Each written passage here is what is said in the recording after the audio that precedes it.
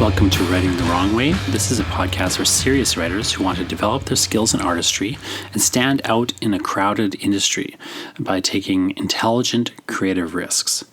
I'm your host, Jonathan Ball. I hold a PhD in literature. I'm the author of numerous books, and I take a very analytical approach to art making, emphasizing both efficiency and experimentation. Today I want to talk about one of the writer's great problems, rejection. And I want to talk specifically about how to deal with rejection by reframing rejection. So if you're familiar with psychology, you'll know that reframing is a specific psychological technique that is useful in cognitive behavioral therapies specifically. But putting all that academic jargon aside, simply put, I think the way to approach rejection, the way to understand rejection, the way to get comfortable with rejection, because as a writer you really do need to get comfortable with rejection. There's a few techniques you can use. One is simply exposure. So you just send a lot of things out, you get a lot of rejections.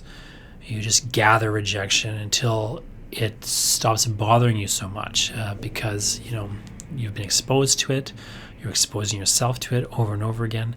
It maybe never gets better in the sense that you don't enjoy it, but it gets better insofar as you can deal with it more readily. You know it's not the end of the world. It's negative experience, but you don't necessarily get crushed by it. Whereas I think it's very easy to have rejection crush you, especially when you're starting out and you're not used to rejection. And your everyday experience maybe isn't necessarily one of rejection.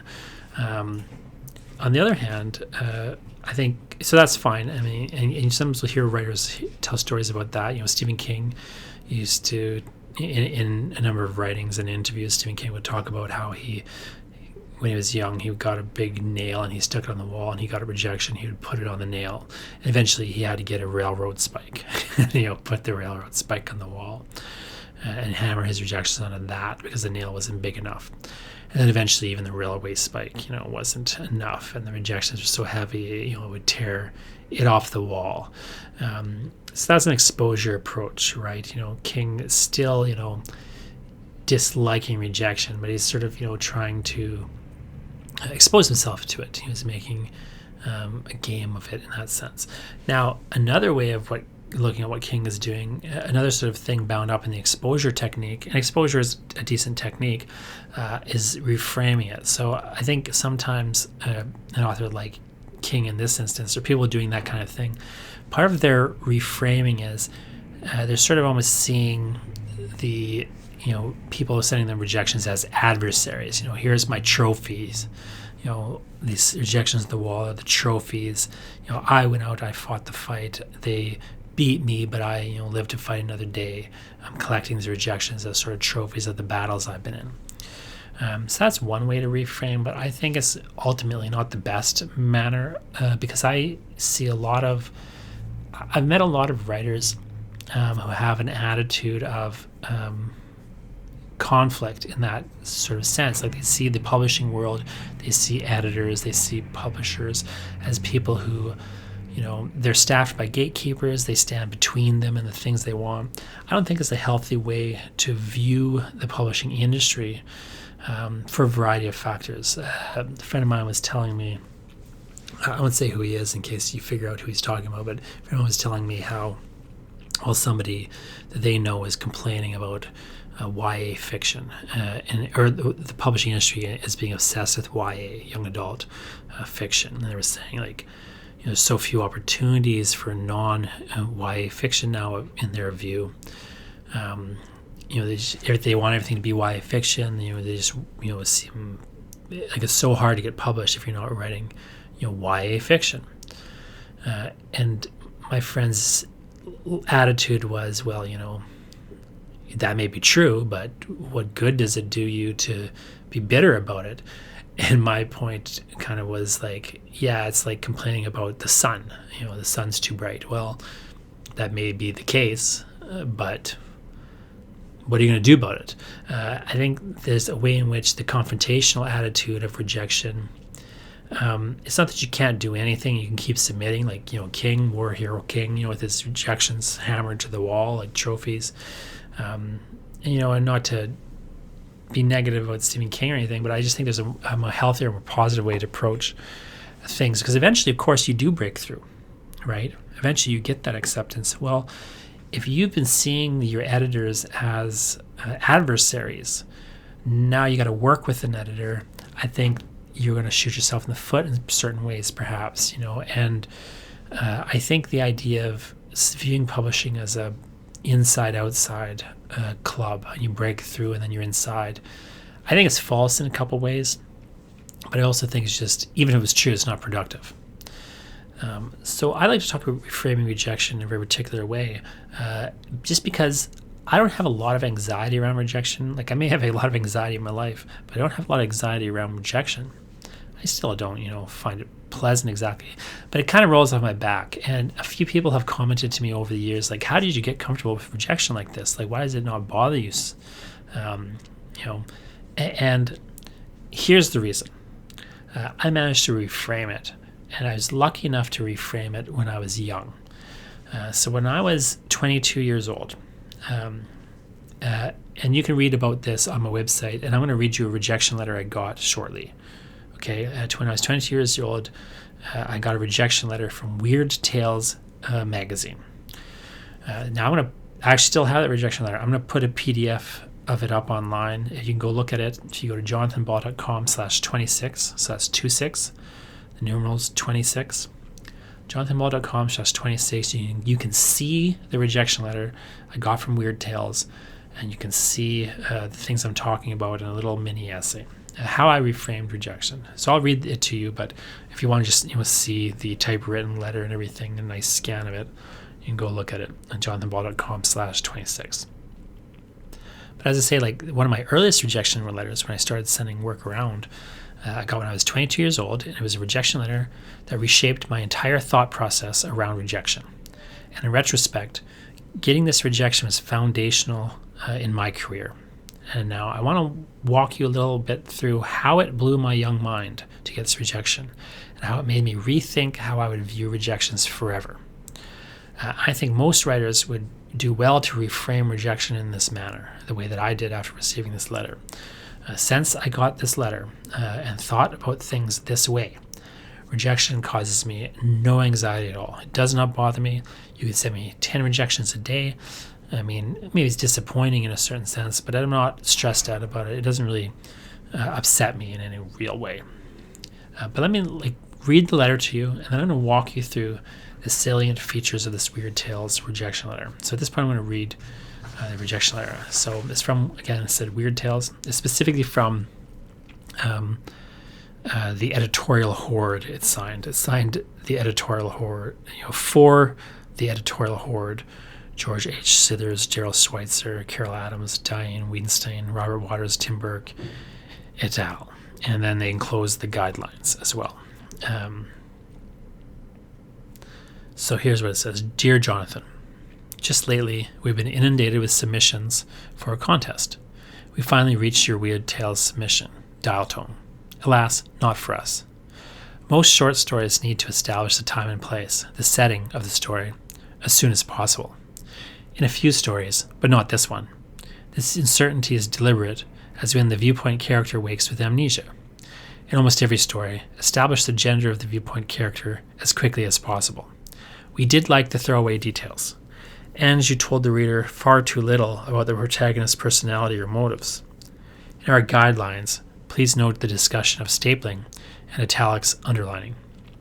We invite your comments on the enclosed guidelines so that their next edition can be more helpful to the whole range of Weird Tales writers. Sincerely, and it's signed. And then they have the enclosure of the guidelines. Now, I lost the guidelines.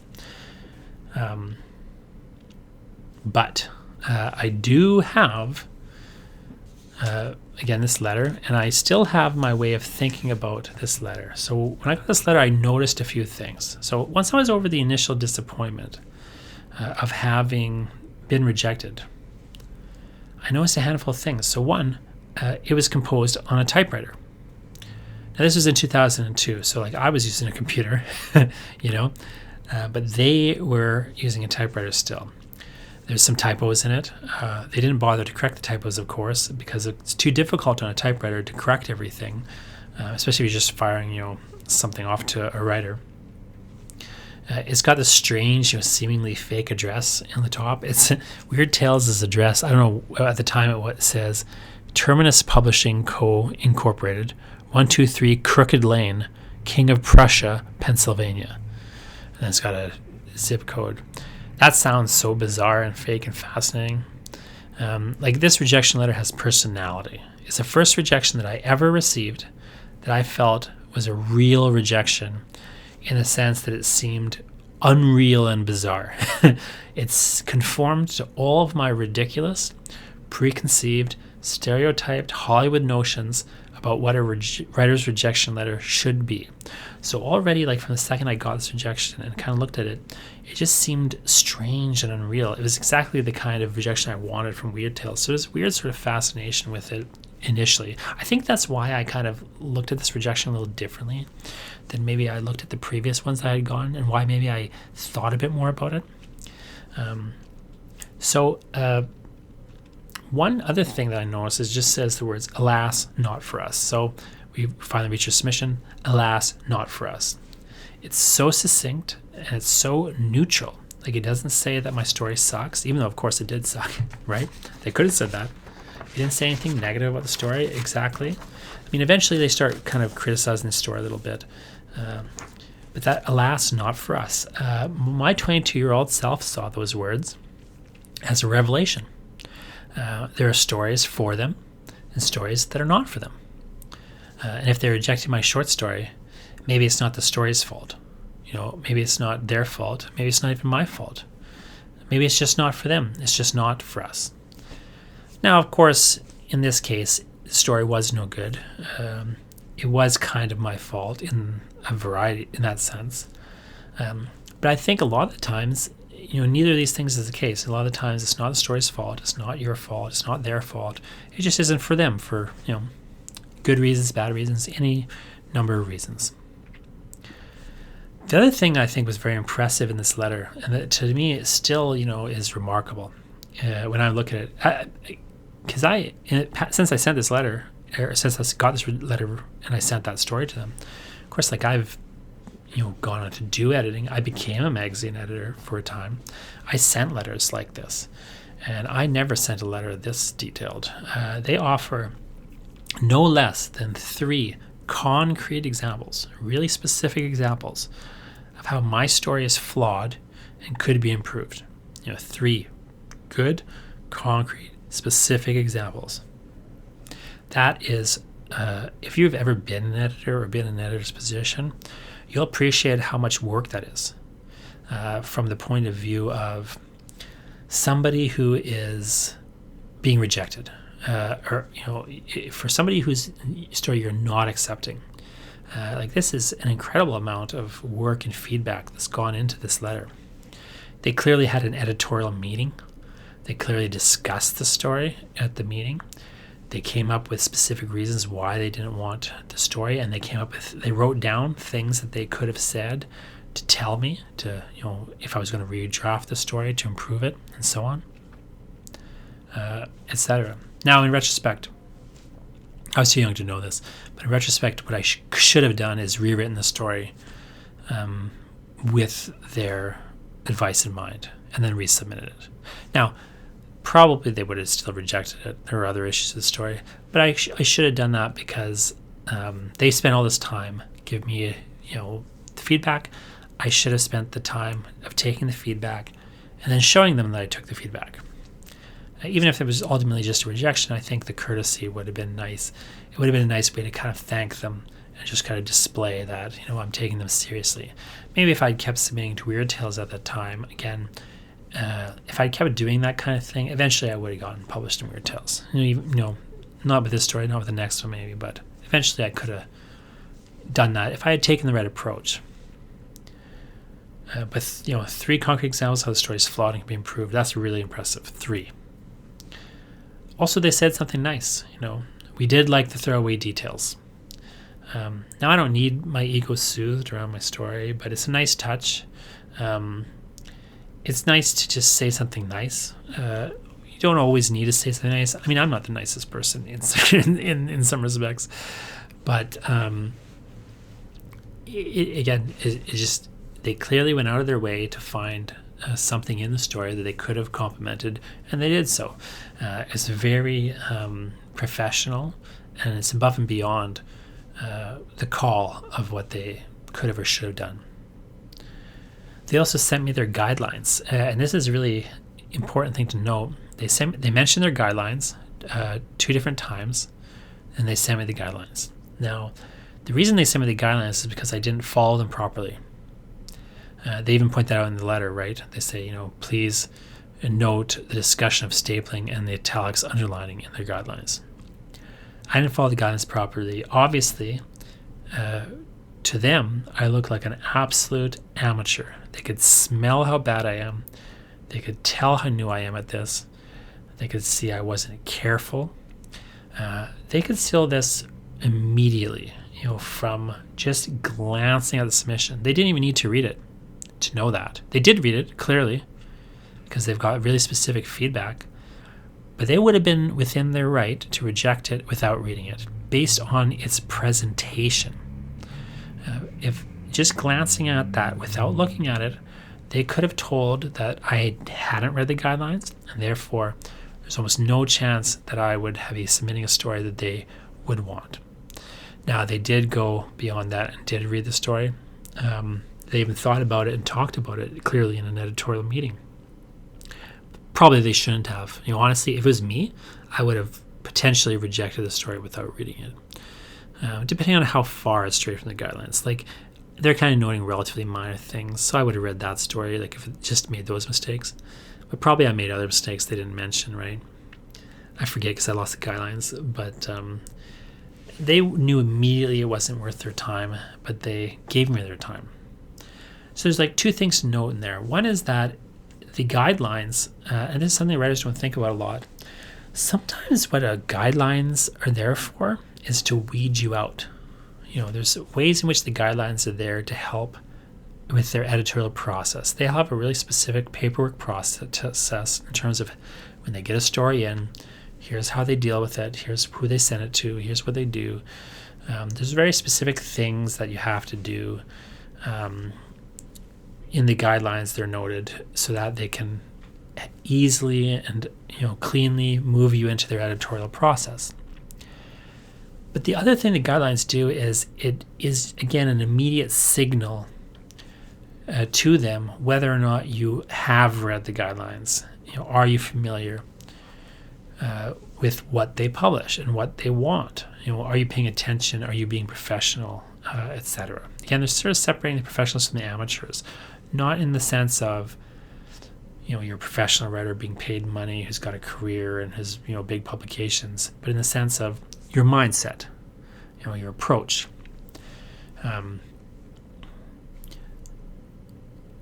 I think about guidelines for magazines and publishers, and I think about the story of Van Halen and the brown M&Ms. If you don't know that story, Van Halen used to have this concert rider, which was to the effect that, and I'll link to an article about this in the show notes. So again, if you go to jonathanpaul.com/26, I'll link to the article about the Van Halen brown M&Ms. But I'll tell you the story in brief here. So they had a rider of the concert, a contract. Their contract was hundreds of pages long, just massive document, and it listed all these things that needed to happen and be done, all the equipment they needed, all the way it had to be set up for them to perform a concert. And in the contract, buried somewhere, was the backstage area in the green room. There must be a bowl of M&Ms, and there can be no brown M&Ms in that bowl. And this was often touted in the press as ridiculous rock star demands. Van Halen's demanding you pick out the brown M&Ms because they just don't want to eat brown M&Ms. It sounds ridiculous and absurd, but actually, there's a very good reason for this brown M&Ms thing. It's very much like the guidelines of a literary magazine in this respect. Van Halen had, again, a very specific process, in terms of putting on a concert. They were one of the first bands that did massive tours with massive amounts of equipment.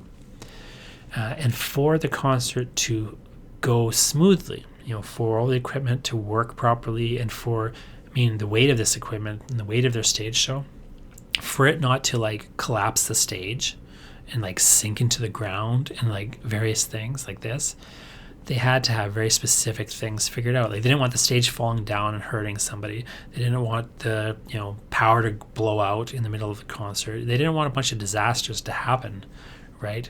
They wanted a smooth show, and they had a very specific set of demands in terms of here's how much power we need, here's the chords we need, here's this and that. We have to have this beam has to be present, it has to be reinforced with steel. They had all these specifics that were laid out in that contract. And so they had this brown M&Ms thing kind of hidden in there because they needed a way to very quickly and cleanly figure out when they arrived at a show, did the promoters read the contract? Did they do everything they were supposed to do? And what they eventually settled on was this brown M&Ms thing. So if David Lee Roth, rolled into the green room and he saw the bowl of M&Ms, and he looked through and there was a brown M&M in there somewhere, he knew instantly, we have to check everything. If they can't get the M&Ms right, then they're not going to get something that matters right? If they don't take it, because the contract specifically said, if there's a brown M&M in this bowl, you could forfeit the entire, the concert might get canceled. You would forfeit the fee you paid us if we cancel the concert. And so on and so forth. There were serious consequences in the contract to these brown M&Ms not being there. So again, if David Lee Roth or Eddie Van Halen rolls in the back area, they see a brown M&M somewhere in this bowl, they know these people aren't careful enough. If they're not careful enough about these brown M&Ms, maybe they weren't careful enough about constructing the stage. Maybe it's going to collapse and kill a fan. So they had to check everything at that point. They had to go line by line through all this stuff and check it all. And of course, ideally, they didn't want to have to do all these checks because it would delay the concert by hours or maybe even force them to cancel the concert, rather than put on an unsafe concert and so on. So that was a sort of, in other words, it was just an indicator. It was one of those things where it's just, if they did this wrong, they knew something else was going to have been done wrong. Just like Weird Tales should have known and probably did know, because I stapled it wrong, probably it was a story they couldn't publish. It probably just wasn't for them. It probably just wasn't good enough. I probably didn't have the attention to detail in description as I should have had, because I didn't give the attention to detail to whether there's a staple or a paperclip on it, etc. Now, I know it sounds weird and harsh to say things like that because as a writer, you think, well, what does it matter whether I underline it or use italics or whether I staple it here or there or whatever? Well, it matters because it's like the brown M&Ms. One little piece of sloppiness, like a spelling mistake or whatever, suggests that you don't take it seriously. And even if you think you take it seriously, you're not taking it seriously. Even if you take what you do seriously, you're not taking what they do seriously. And so it's just a reason why they should look extra careful for reasons to reject you. Just like, the brown M&Ms, it's just a reason, now they got to look for reasons to cancel the concert. Maybe they don't want to, just like, maybe this magazine doesn't want to reject you, right? It wants to publish good work. It wants you to send, no magazine editor is picking up your short story thinking, oh, gee, I hope this sucks and wastes my time. They want it to be blown away. They want it to be brilliant. But it's not likely. And so, no offense, but it's not likely. And so, they're looking for the thing, and they're also they also know that the more junk they get through, the closer they are to finding that good thing. Ultimately, I think what I learned from this rejection overall was that they gave me a lot of their time. They read the entire story. They had a committee meeting in which they discussed it. They wrote a detailed letter to reject it. They wrote it on a typewriter. It was, physically difficult, even to write a letter like this. Then they sent me a copy of their guidelines. They even asked me to comment on whether or not their guidelines were clear. and were made sense to writers like myself, to novice writers who didn't know what they were doing at the time. Included in that last sentence is a really significant assumption that maybe I had read their guidelines, but they'd made some mistake in writing the guidelines and were not plain enough for novices to comprehend. It's a very generous attitude, I think, that is kind of underlying what, essentially I think most people would be trained to see as a negative, in-your-face rejection. Now, since this rejection, like I say, I went on to work as an editor at a number of places. And I'll admit right now, I never put this much thought and time into rejection, even when I had to reject my friends. Even rejecting the work of my friends, I never put this much work into a rejection. And all in all, and this is a big impression that it had on me, all in all, they took me seriously. When I received this letter, I was 22 years old. People might consider me a grown-up, but at age 22, you're still in adolescence in terms of brain development. It wasn't my first rejection. I'd received a number of form rejections by this time, even some hand-scrawled comments, some nice ones by that point. I even published a few things by this point. This wasn't even the first publication. I'd published in some smaller journals, and then kind of come to Weird Tales. But even so, I immediately saw everything that they had done, and I thought to myself, I've been looking at rejection the wrong way. They're taking me seriously. They're rejecting the work, but they're taking me seriously. And I had my big brain, explosion moment. And I thought to myself, a rejection is professional correspondence. They're treating me like a professional. It's not the way people normally look at it. Rejection doesn't mean I'm not a real writer. Rejection doesn't mean you're not a real writer. It actually means the opposite. The thing I like to say is only real writers get rejections. Even a form rejection, in fact, maybe even especially a form rejection, means they're treating you just like everyone else, and everyone else submitting to them is a real writer too. They have, everybody submitting to them, including you, has done the work of writing. You're real writers, you've done the work of writing. The rejection doesn't mean you're not a real writer. In fact, it means the opposite. You are the real writer. It's a confirmation that you're the real writer. The weird little side note of this is if you were filing taxes as a writer and you were questioned by the government, you had to prove it. Prove you're really a writer. One of the things you could use to prove it is your rejections. So you should actually keep them. If you're, in case you're filing taxes and not making money as a writer, or even just making some money as a writer, and they come to you and say, look, is your writing a real business? Well, you could say, look, I've been collecting these rejections. I'm, doing the work of writing. Maybe I'm not making money, or maybe I'm not making much money. Maybe I'm showing a loss in my business, but I'm engaged in a professional activity. In other words, the government will accept rejections as proof that you're a real writer. The government who cares nothing about you. And yet writers get rejections and feel, it means I'm not a real writer. Well, no. I think you need to reframe that. The rejection means you're a real writer. It's easy to forget that having your work accepted isn't your job.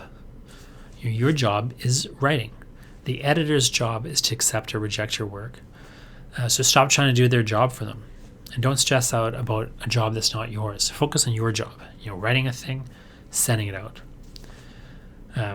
Ursula K. Le Guin has a great quote, which I'm going to quote out of context. The quote has nothing to do with this, but it's a great quote out of context, which is this: go on and do your work. Do it well. It is all you can do. Thanks for listening, and keep writing the wrong way.